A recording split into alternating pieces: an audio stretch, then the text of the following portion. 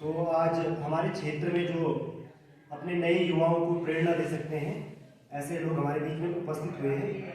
आप श्री अनूप पटवाल जी हैं और आप अभी यहाँ पे सामने खरीसर के नज़दीक पनाव गांव है, वहाँ के निवासी हैं।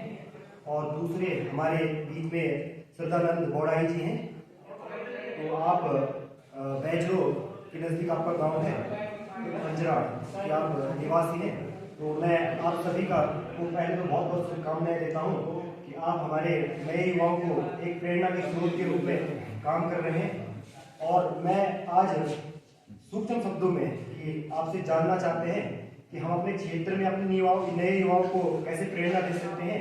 इसमें थोड़ा सा आपने अपना जो यहाँ पर स्टार्टअप किया है वो कैसे किया है, सूक्ष्म रूप में आप हमें बताइए। ऐसा मेरा आपसे धन्यवाद अजय भाई। हम जो वापस किया था हमने रिवर्स माइग्रेशन कह सकते हो, 2016 में हमने रिवर्स माइग्रेशन किया था। चौड़ा मीनाली जमीन पे, बंजर जमीन पे हमने विरफात ब्लॉक में फुलवाली गांव है, वहाँ पे काम शुरू किया था। और वहाँ पे हमने पहले कीवी के पौधे लगाए थे और कीवी के पौधों के साथ में जो उसके नीचे आप दो तरह की खेती कर सकते हो, ऊपर कीवी और नीचे हल्दी, अदरक या लहसुन, वो हमने शुरू किया। और मेरे पास लगभग 500 पौधे कीवी के हैं। उसके बाद आड़ू, प्लम, नेक्ट्रीन, पैशन फ्रूट, आपका ये बादाम हो गया, चूलू हो गया, चुआरूजा को बनू, इस तरह के पौधे हैं। कुछ सिट्रिक्स में जैसे अपना मौसमी वगैरह हैं कुछ पौधे। तो इस तरह से हमने काम शुरू किया। और उस समय वहाँ पे बंजर भूमि थी तो पानी पीने का भी नहीं था। तो आज के टाइम में शायद बिना विभागीय मदद के मेरे 400 मीटर का पानी मैं लिफ्ट करता हूँ पौधों के लिए। और कुछ कृषि विभाग से जैसे बाद में फिर टैंक मिला, टैंक बनवाया। पौधे उस समय तो विभाग नहीं था, विभाग नहीं देता था, लेकिन आज के टाइम में कीवी मिशन में आ रहा है तो भारत सरकार और उत्तराखंड सरकार उसको मिलकर उस पर पैसा देती है किसानों को। और लगभग 1000 पौधे मेरे पास होंगे कीवी, आड़ू, प्लम, नेक्ट्रीन सारा मिला के। तो इसमें प्रोडक्शन भी हो रही है। प्रोडक्शन हमारी जो है लगभग 2.5-3 क्विंटल है आज के टाइम में। और अब धीरे धीरे बढ़ना ही उसमें, क्योंकि अब पहले टीवा नहीं था, इस तरह की सुविधाएं नहीं थी जो आज गवर्नमेंट दे रही है किसानों को। तो अब धीरे धीरे उसका बढ़ेगा। फ्रूटिंग कम होने का कारण ये है कि हम नर्सरी भी तैयार करते हैं, मतलब जिन बड़े पेड़ों में फल आते हैं उनकी छोटे पेड़ों से लगाते हैं, 2 ग्राम तो बाकी ऐसे हमारे पास उदाहरण भी हैं जो 2009-18 में हमसे पौधे लेकर फिर 5 पौधों से 8-9 हज़ार रुपए की कीवी बेचते हैं। वैसे में हमारे पास उदाहरण है। और जो इसमें सबसे बढ़िया है कीवी के लिए, अपने उत्तराखंड के लिए, एक तो सिट्रिक्स है, उसमें ना तो पूर्णी खादू, ना बांदर खादू, ना चिड़िया उसको नुकसान पहुँचाती और चोर भी नहीं खाते। तो ये सबसे बढ़िया यहाँ के लिए, क्योंकि खट्टा पसंद नहीं होता उत्तराखंड में सर्दियों के टाइम पर। सर्दियों के टाइम और कीवी के लिए ना तो कोल्ड स्टोर की जरूरत है, आप पेड़ से तोड़ोगे तो 10-15 दिन उसको ऐसे भी छोड़ दो तो कहीं खराब नहीं होता आपका।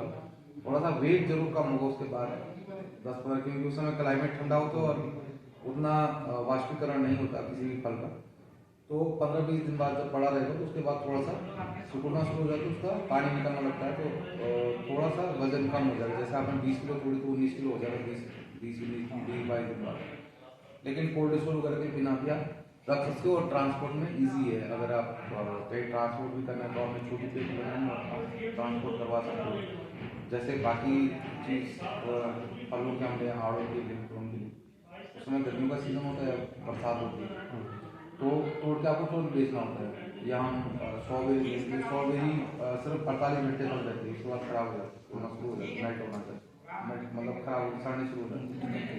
तो एक कीवी में ये सब समस्याएं नहीं। एक समस्या जैसे जो अपने युवाओं को सबसे ज़्यादा आती है उसके बारे में जानकारी। क्या होता है कि अगर सपोज मुझे भी अगर अपने गांव में लगाना है तो मुझे कई प्रकार की, मुझे ट्रेनिंग कहाँ से मिलेगी, मुझे मार्केट कहाँ से मिलेगा, मुझे पेड़ कहाँ से खरीदने हैं, मुझे उस पर कितना कॉस्ट मेरा आएगा, ऐसे मतलब बहुत से छोटी छोटी समस्या है। आज के टाइम में जो कृषि विभाग है, सॉरी अपना उद्यान विभाग है, वो 5 नाली जमीन है, 5 नाली जमीन के लिए 34 पौधे देता है और उसका जो टोटल कॉस्ट है उद्यान विभाग के हिसाब से वो 3 लाख रुपए है।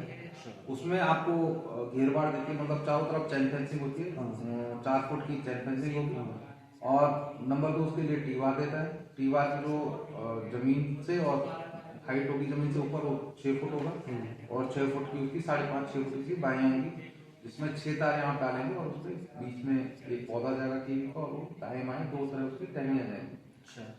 और साथ में मल्चिंग के लिए देता है ताकि उसमें पेड़ के बीच में आप मैट डाल देंगे तो उसमें झाड़ डालोगे। साथ में ड्रिप के लिए उसी में होता है इंक्लूडिंग कि आप हर पौधे में पानी के लिए टपक या स्प्रिंकलर लगा के उसको आप अगर उस पर खेती कर रहे हैं नीचे तो उसमें आपको स्प्रिंकलर लगाने में फायदा है क्योंकि पूरे खेत में पानी जाएगा। और अगर नीचे खेती नहीं कर रहे उसमें आपने बंजर छोड़ रखे बाकी सब बंजर छोड़ रखा है तो उसमें आप फिर टपक यूज कर सकते हैं।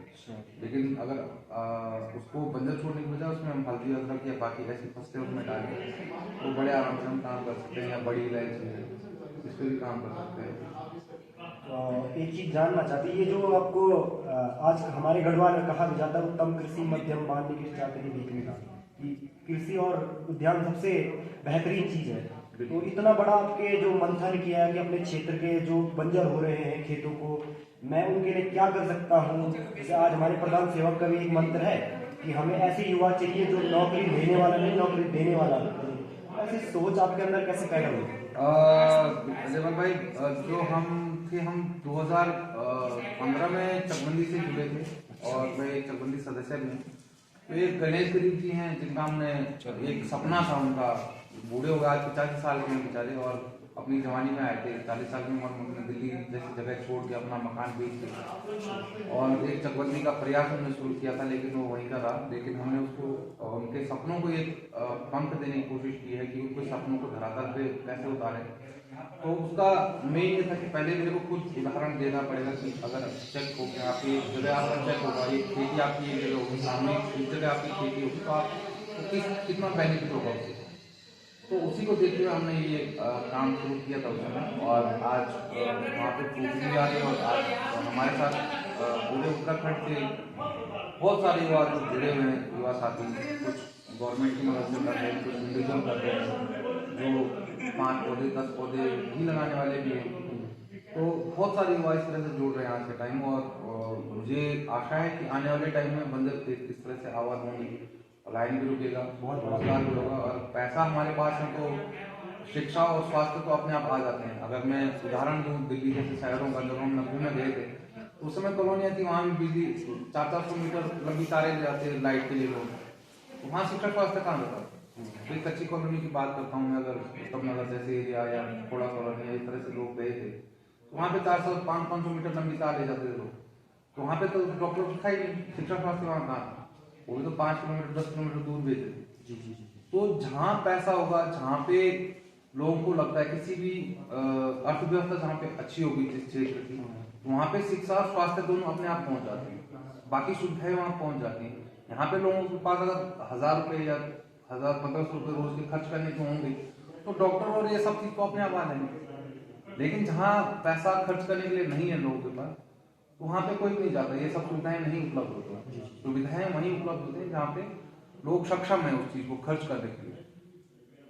तो इसीलिए इस तरफ कदम बढ़ाया और आज के टाइम में मतलब 8 साल हो गए, तो 8 साल में एक अच्छा मुहिम रहा, काफी सारे लोग जुड़े हैं। कितने बगीचे अभी तक बन चुके हैं आपके लगभग? जो मेरे नहीं है, जो लोगों के लगाए हैं, मेरे खुद के 3 हैं। एक पचराट बोड़ा जी के गाँव में है जो सम्मिलित में है हम दोनों का। अच्छा। एक मेरे खुद के पनाव में अभी लग रहा है जो नदी किनारे पूर्वी नया के किनारे भीड़ा के सामने ही, और एक कुंजोली में ऑलरेडी है। और कितने लोगों तक अभी तक आप इस जानकारी को मतलब नहीं भी तो हजारों लोग जो मेरे फोन में जिनके नंबर भी सेव नहीं है, कहीं के सेव हैं और पूरे उत्तराखंड ही नहीं बल्कि छत्तीसगढ़ और एमपी तक भी मेरे पौधे जा रहे हैं। अच्छा, बाहर के राज्यों में भी? बाहर के राज्यों में जो थोड़ा सा जो ट्राई करना चाहते हैं, जिनके ऐसे पहाड़ी क्षेत्र हैं और वो कहते हैं कि हमारा ठंडा क्लाइमेट है, तो वो अगर ट्राई करना चाहते हैं तो ठीक है, हमें कोई ट्राई नहीं। यहाँ हिमाचल में यहाँ से जाते हैं। ये तो बहुत बड़ा है कि जहाँ से उत्तराखंड को प्रेरणा मिलती थी वहाँ आप सप्लाई मेरे यहाँ से जाते हैं, पिछले साल भी गए और इस साल भी गए। अच्छा। तो हम क्यों दूसरे से प्रेरणा नहीं, दूसरे से हाँ अच्छी चीज है, लेकिन हम दूसरे के लिए प्रेरणा स्रोत खुद भी तो बने। सही बात है, ये बहुत बड़ी बात की आपने।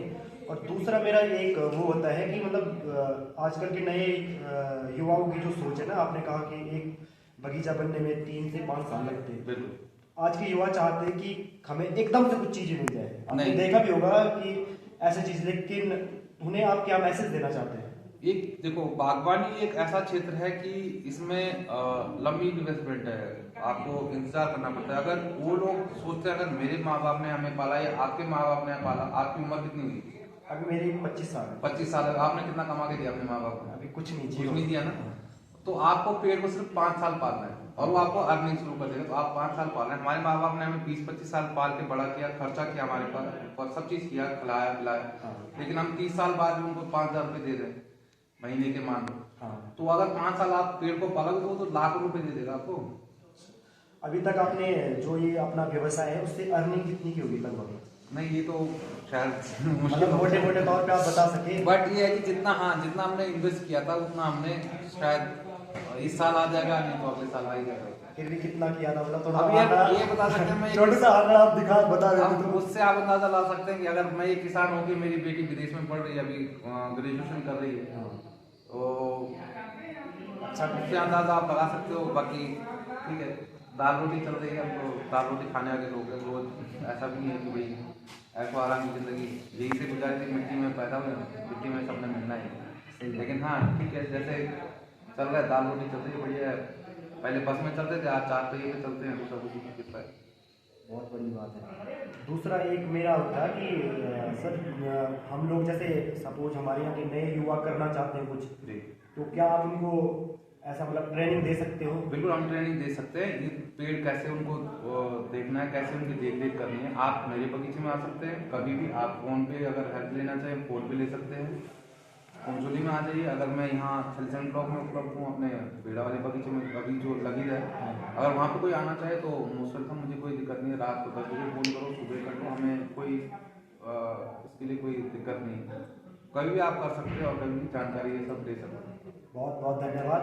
धन्यवाद अजय भाई। तो आप सभी को, आज नए युवाओं को आप जैसे व्यक्तियों से प्रेरणा लेनी चाहिए कि किस तरह, जब हम कहते हैं ना कि यहाँ कुछ नहीं है, यहाँ कुछ नहीं कर सकते, हमें अगर कोई व्यक्ति 2 पैसे कमा रहा है तो वो बोल रहा है कि मुझे देहरादून या दिल्ली जाना है, नहीं देखिए, तो आप प्रेरणा की स्रोत है। आपको मैं यही रोकता हूँ। देखिए, हम ऐसी जगह पे बैठे हैं, जितने भी पहाड़ी क्षेत्र है, पहाड़ी राज्य है हमारे भारत में, तो पहाड़ी राज्य आपने देखा होगा कभी कि छोटा सा एग्जांपल देता हूँ, बरसात में जुलाई और अगस्त में इंडो इजराइल एक इतनी बड़ी कंपनी, इंडो अमेरिकन इतनी बड़ी कंपनी है जिसके कई हेक्टेयर में करनाल रोड पे पोले हाउस लगे हुए। और इंडो इजराइल एक बहुत बड़ी कंपनी है, आप नेट पे सर्च करना। लेकिन बरसात में वहाँ सब्जी नहीं होती, टमाटर वहाँ नहीं होता है। उन्होंने कई प्रयास कर लिए, लेकिन वहाँ टमाटर बरसात में जुलाई अगस्त में टमाटर नहीं होता। जुलाई अगस्त में सिर्फ पहाड़ी क्षेत्रों का ही टमाटर और साग सब्जी जाती है। तो ये हमारे लिए वरदान है। तो उस चीज को हमको समझना चाहिए। और अगर कोई गर्म क्लाइमेट के लोग हैं, जैसे आपको एग्जांपल दे रहा हूँ, तो आप अगर सपोज एग्जांपल देता हूँ, आप अभी मार्च अप्रैल में आम खाना शुरू कर देते हो, आप क्या सोचते हो कोल्ड स्टोर का है? नहीं, मार्च और अप्रैल में जो है वो कच्छ से आम पकना शुरू होता है, कच्छ गुजरात। तो समुद्री तल जो है, समुद्री गिरे से पकना शुरू होता है, और फिर धीरे धीरे करके मई जून में इधर को एमपी, मध्य प्रदेश, बिहार, उत्तर प्रदेश, और जो उत्तराखंड का आम है ये सितंबर अगस्त में जाके होता है, अगस्त सितंबर में जाके। तो लास्ट में उत्तराखंड का आम बनता है। अगर उस समय कोई आम की भी खेती करे, पछेती आम लगाए, तो उस समय भी 100 रुपए किलो आम बेच सकता है। जो हमारे गर्म क्लाइमेट हैं, जैसे नीचे तराई वाले क्षेत्र, तो वो अगर पछेती आम पे काम करे, उसको बहुत बड़ी अर्निंग हो सकती है। ये नहीं कि आपको बीबी लगाना, तो इस तरह के काम किए जाए तो हमारे तो बगान है, हम लोग सर पे है। मतलब जो जितने पहाड़ी क्षेत्र है, तो मुकुट है पूरा भारत के, तो मुकुट खराब नहीं हो सकता कभी, सही नेगेटिव नहीं हो सकता मुकुट, क्योंकि माथे पे लगता है। सही बात है। मेरा एक अंतिम क्वेश्चन है आपसे कि यहाँ पर किस चीज़ की सबसे बेहतरीन खेती हो सकती है यहाँ के क्लाइमेट के अनुसार? क्लाइमेट के अनुसार जो जहाँ पे आपके बांझ के पेड़ हैं, तो वहाँ पे आप बिना किसी झिझक के आप लगा सकते हो। हल्दी अदरक पे काम कर सकते हो, कीवी के नीचे छोड़ने की आवश्यकता नहीं है, या फिर आड़ू कुलम या जहाँ पे पानी नहीं है तो वहाँ पे आप नाशपाती हो गया, चूलू हो गया, खुमानी हो गया, इस पे काम कर सकते हो। और चूलू नाशपाती जो विक्टोरिया क्वीन करके रेड कलर की जो नाशपाती आती है, बबू को सब बोलते हैं, तो 200-250 रुपये किलो मिलता है वो। तो वो हार्ड पौधा होता है उसका, तो हार्ड उसको उसमें पानी की जरूरत नहीं है। जहाँ पे बिल्कुल पानी की समस्या है तो वो वहाँ पे इस तरह की खेती की जाती है। जहाँ पे पथरीली जमीन है वहाँ पे अनाज की खेती बहुत बढ़िया हो सकती है, थोड़ा गर्म क्लाइमेट चाहिए होता है। तो चूलू कहते हैं चुवारू या चुअर खाना बनता है, लेकिन चुवारू का बहुत बढ़िया प्रयोग हिमाचल में करते हैं लोग। तो उसका जो तेल निकलता है चूलू को बहुत महंगा मिलता है, आप नेट पर सर्च करना, उसका 150-200 रुपये 100 ग्राम मिलता है। तो उस तरह से भी काम किए जा सकते हैं। ऐसा नहीं आपको कीवी करना है या पानी नहीं है तो कीवी के लिए पानी थोड़ा चाहिए, क्योंकि फ्रूटिंग जब आएगी आपको तो पानी उसमें आपको चाहिए होगा। एक और था कि जैसे अभी हमें विक्रम जी अभी यहाँ पे विक्रम भैया कर रहे हैं, सेब का करते हैं, उन्होंने बीच में यहाँ पे जूस का काम किया था। हाँ। लेकिन क्या हो तो मार्केट नहीं मिलती। नहीं उसमें देखो उस पे आप हाँ वो वहाँ पे होता क्या है कि एक तो हमारे यहाँ पे प्रेजेंटेशन कोल्ड स्टोर की उपलब्धता नहीं है, और जो फल है जैसे हम अगर किसी का भी बाई प्रोडक्ट बना रहे हैं, दूध बना रहे हैं, चटनी बना रहे हैं, अचार बना रहे हैं, तो इतनी बड़ी क्वांटिटी हमारे पास होनी चाहिए लोकल में, क्योंकि फिर उसको फिर स्टोर करने के लिए भाई अगर आप आज आड़ू खुमानी या चूरू या अपना प्लम तोड़ते हैं तो प्लम तोड़ के हफ्ता दिन रहेगा, 15 दिन रहेगा, 15 दिन बाद क्या होगा, फिर वो आपका अगर उसका प्रोडक्ट आप बनाना शुरू करोगे तो 1 महीने बिक जाएगा, बाकी 10 महीने क्या करोगे। ये 10 महीने जो आपको सर्कल चलाना है तो उसके लिए फिर उतनी बड़ी स्टोरेज चाहिए, उतनी बड़ी आपको प्रोडक्ट चाहिए। फिर जो प्रोडक्ट हमने अगर सपोज जो हम 10 महीने खा लिए हैं, 8 महीने खाली बचे हुए, तो हमने वो सामान तो फिर तराई क्षेत्र से मंगाना है। तो तराई क्षेत्र से जब आप कच्चा माल बाहर से लोगे तो कच्चा माल जब उसमें ट्रांसपोर्ट लगा लो या सब चीज लगाओगे तो आपको बाहर नहीं खाएगा उस चीज। तो जिस भी चीज पे हम काम करें उसका जो कच्चा माल है वो हमारे पास उपलब्ध होना चाहिए पूरे साल भर, तब जाके आप कामयाब हो सकते हो। मतलब हमें लंबा सोचना चाहिए, बिल्कुल लंबा सोचना चाहिए। और जब तक एक पूरी जो बेल्ट है, जैसे हम बेल्ट जब तक वो काम नहीं करेगी या उतनी प्रोडक्शन नहीं होगी हमारे पास, तब तक कोई भी इस तरह के जो कार्यक्रम है वो थोड़ा सा बहुत टफ होगा काम करना। जैसे जूस चटनी जो भी बनानी वो सीजनली जरूर हो जाएंगे उपलब्ध, लेकिन ऑफ सीजन में जो आपने वर्कर रखे हैं उनकी तनख्वाह पर काम जरूर। तो इस तरह से सोच कर चलना चाहिए, बिल्कुल पूरे साल भर का लेके चलना पड़ेगा कि हमें कितना, क्योंकि अगर नीचे से आप सेब लाओगे वो सेब का कॉस्ट क्या पड़ेगी आपको, 250 रुपये किलो सेब मिलेगा, इतने में दूध कहाँ मिलेगा। तो ये सब चीज़ें हैं। टमाटर है, टमाटर हम ऑफ सीजन के टमाटर हैं, अगर टमाटो केचप भी बना रहे हैं या सॉस ही बना रहे हैं उसका, तो टमाटर भी उपलब्ध होने चाहिए। तो यहाँ पे सीजनल ऐसा है तो या तो पूरी सीजन के लिए हमें फसल चाहिए, तब जाके हम उसमें काम कर सकते हैं। सेब तो बहुत बढ़िया काम कर रहे हैं वैसे। और तो अपने पटवाल जी यहाँ पर हमारे क्षेत्र के लिए एक मतलब एक प्रेरणा का और एक मार्गदर्शन का स्रोत है, और खुद इतने अच्छा लाखों का आज भैया अर्निंग कर रहे हैं उस क्षेत्र में जहाँ हम सोचते हैं कुछ नहीं हो सकता, उस जगह जहाँ हम सोचते हैं कि हमें 2 रुपये कमा के देहरादून दिल्ली बसना है, उस क्षेत्र में आकर एक अच्छी नौकरी को छोड़कर भैया ने यहाँ पर कीवी और अनेकों प्रकार के यहाँ पर फल इस वेदर के अनुसार यहाँ पर फल की पैदावार कर रहे हैं, सब्जियों की पैदावार कर रहे हैं और लोगों को भी प्रेरणा दे रहे हैं। अभी इस क्षेत्र में भैया ने बताया जैसे कई लोगों को 1000 से ज्यादा लोगों को यहाँ पर वो प्रेरणा दे चुके हैं और कई बगीचे बना चुके हैं। और सबसे बड़ी बात है जहां हम बोलते हैं कि हिमाचल से हमें प्रेरणा लेनी चाहिए, आज वहां सप्लाई कर रहे हैं और भारत के कई राज्यों में सप्लाई हो रही है भैया का। तो भैया का मैं बहुत बहुत धन्यवाद करता हूँ और ऐसे आप अपने हमारे क्षेत्र को खाली सब युवा जुड़े और मतलब अकेला कहा होता है ना, अकेला तो ना पहाड़ नहीं तोड़ सकता। तो हम जब एक उंगली से तो कुछ नहीं होगा, लेकिन हाँ सारी उंगली मिलेंगी तो मुट्ठी बनेगी और सब जब मुट्ठी बनेगी तो जरूरत पलाई में रुकेगा और बदल देख क्या वही पीड़ा है हमेशा। और गरीब जी का सपना लेके चलते थे हम सब उस पर आगे बढ़े। बहुत बहुत धन्यवाद, बहुत बहुत धन्यवाद भाई साहब का भी और आपका भी। ठीक हो मेरे